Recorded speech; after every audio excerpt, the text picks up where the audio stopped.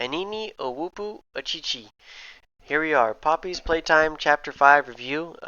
No spoilers. To give you a little bit of a background, I did play Poppy's Playtime Chapter 1, just did a review, and then I skipped all the way to Chapter 5. So probably not the best way to do it. However, that's how I chose to do it. The game just came out, the hype was there. I wanted to explore the game without there being like any answers or anything like that online. So that's how I chose to do it, and that'll probably be reflected in my review.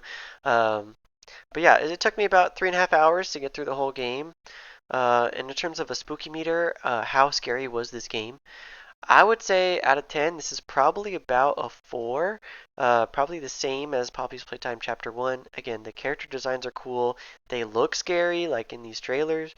However, in game, really not that scary. The jump scares not that bad.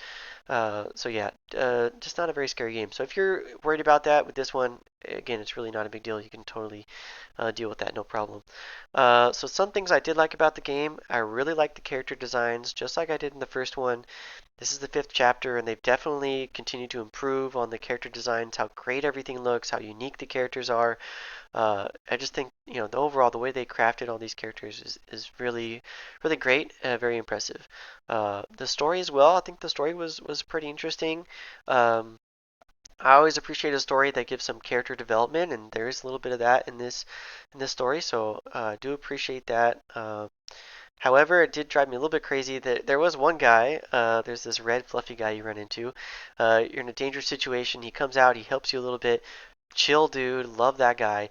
And then 5 minutes later, he just walks away and you never see him again. Like, I don't know what the point of that was. That just came out of nowhere. But he was a cool dude. So if they would have brought him back, I would have enjoyed that a bit more. But they didn't. All right. Already jumping into some things I did not like about the game. I did not like the puzzles. I feel like at this point it's a little ridiculous, and I would say it's unacceptable. Some of these puzzles. I'm coming off Silent Hill 2, so that is definitely a pretty crazy comparison. Um, and I gave them grace in the first one. It's their first game, so I understand it's a short game. They got some puzzles. They want to pad the time or whatever. And this one, the puzzles are just so ridiculous. Like you're completely lost. They give you no information. There's no breadcrumbs to drive you in the right direction. No hints, no nothing. You're just completely lost. And I hated that. Now there was multiple times in the game where you'll see me if you watch the playthrough where I point out like I checked all the doors. All the doors are locked. So there's nowhere for me to go. I start looking around. There's things to interact with in the room. I start interacting with things in the room. All of a sudden, one of the doors is unlocked. There's no sound cue as to, oh, this door is now unlocked, unlock sound or whatever. There's no indication that it would have an effect on the doors. It's not like electrical stuff or, there's nothing giving you any direction as to what just happened. And so it just leaves you lost and confused, for large portions of the game for no reason. So really hated that. And kind of in that same essence, the chase sequences were also very annoying. Um, I'm trying to think of examples of chase sequences that I do like in other games, and I can't really think of any. So maybe it's just not my cup of tea. Maybe I don't like chase sequences, but I hated them in this game. I really did not like them. And again, if I was not recording this game and streaming it, trying to get through it and really experience this game, and if I wasn't this committed, I would have gave up and I would have been happy. Like I really hated the chase sequences. You start off in your time, like pretty much obviously, and you take 2 steps in the wrong direction, you're dead. Then you figure out where to go. You go into the next area. Now there's like different routes you have to take. And again, two steps in the wrong direction, you're dead. So you're just dying over and over again, trying to figure out. And then you got to remember, okay, at this point I do this, and then you got to do that, and then you get stuck again. And it's like this constant trial and error. I got stuck on one chase sequence. Oh my gosh, it was so long. I think I had to cut it in my video that I uploaded on YouTube. It was driving me crazy. I hated them and genuinely really upset me. And I feel like with those chase sequences, it really ties into what a lot of things were going on with this game, where there's just the puzzles, the chases, like everything is just meant to confuse you, get you lost, and then just like you sit there and oh my gosh, go back. Uh, you just sit there being completely lost and confused, and it just pads the time of the game. Like I think if you were to speed run this game, you don't have to be a pro speed runner or anything. If you just knew what to do at each place, you could probably get through this game in 20 minutes. I feel like you can get through this game so quickly. Instead, it took me 3.5 hours where I'm just lost and confused like the whole time.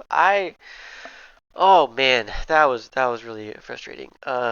One surprising thing I did not like about the game that I did like in the first one, the hands, the animations, I thought they were very cool, fun, satisfying in the first one.